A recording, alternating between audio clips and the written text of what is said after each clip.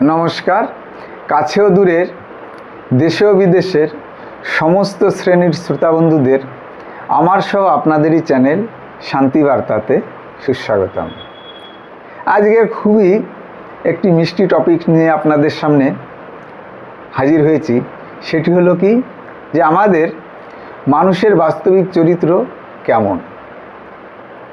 বিষয়গুলি খেয়াল করলে দেখবেন সমাজ সংসারে কিছু মানুষ আছেন, তাদের এক একজনের চরিত্র এক এক রকম, বিচিত্রময় এই জগৎ। তো আমাদের বাস্তবিক চরিত্র আসলে কেমন সেটাই উপস্থাপন করার চেষ্টা করছি। জানতে হলে ভিডিওর শেষ পর্যন্ত কিন্তু সঙ্গে থাকবেন, এটাই অনুরোধ রাখব। দেখুন, শান্তি বার্তার একটাই কাজ, মানুষের মানসিক শান্তি প্রদান করার চেষ্টা করা।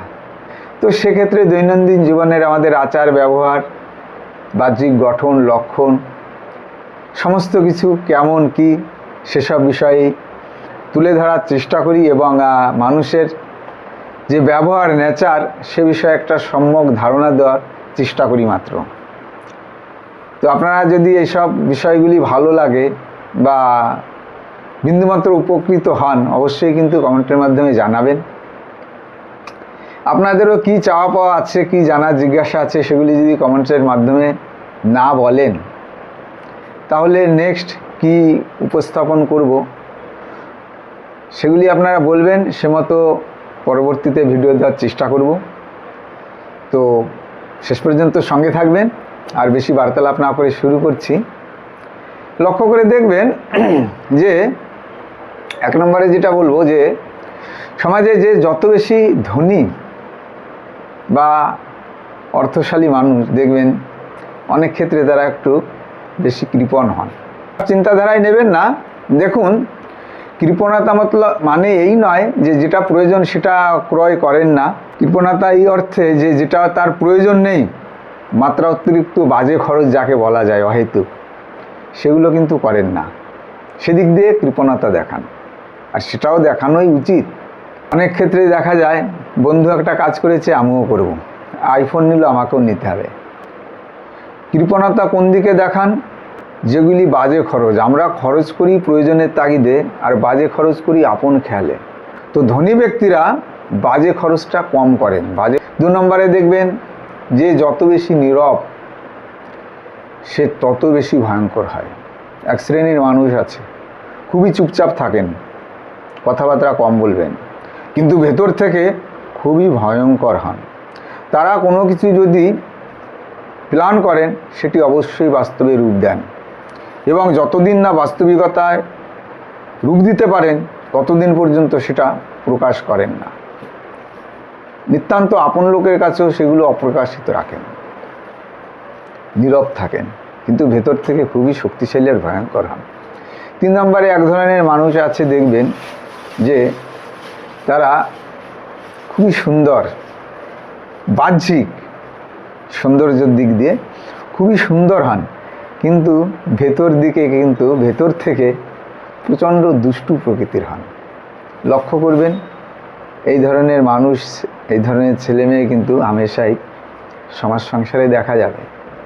4 নম্বরে দেখবেন একটা বিষয়, সেটা হলো কি যে যত বেশি সফল সে কিন্তু তত বেশি একা। আপেক্ষিক দৃষ্টিতে কথাটি শ্রুতিমধুর নাও লাগতে পারে। সফল ব্যক্তিরা কিন্তু অনেক বেশি বন্ধুবান্ধব নিয়ে হইল্লোড় করতে পছন্দ করেন না।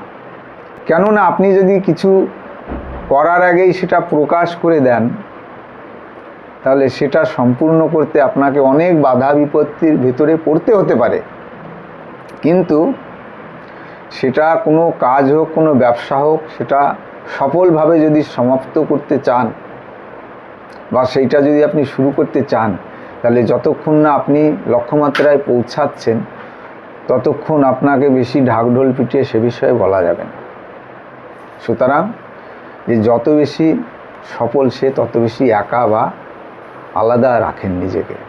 5 নম্বরে দেখবেন যে ব্যক্তি যত বেশি জ্ঞানী হন তিনি তত নীরব থাকেন। জ্ঞানীরা কিন্তু অহেতুক বার্তালাপে বা অহেতুক গল্প গুজবে নিজেকে উদ্বুদ্ধ করেন না, অহেতুক বার্তালাপ থেকে নিজেকে দূরে রাখেন, লোকালয়ে বন্ধুবান্ধব খোঁজ গল্প থেকে নিজেকে দূরে রাখেন, একা থাকেন এবং সৎ চিন্তাধারায় নিজেকে সবসময় ব্যস্ত রাখেন। 6 নম্বরে যে বিষয়টি বলবো, দেখবেন এক শ্রেণীর মানুষ আছে, তারা যত বেশি ভালো হন তত বেশি দুঃখী হয়ে থাকেন। সেই ভালো মানুষদের কিন্তু বিভিন্ন রকম দুঃখ এসে গ্রাস করে।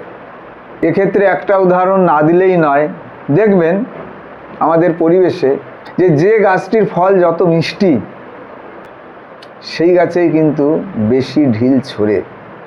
তদ্রূপ জঙ্গলের যে গাছটা খুবই সোজা সুন্দর শক্ত সবল সেই গাছটাই কিন্তু আগে কাটা হয়।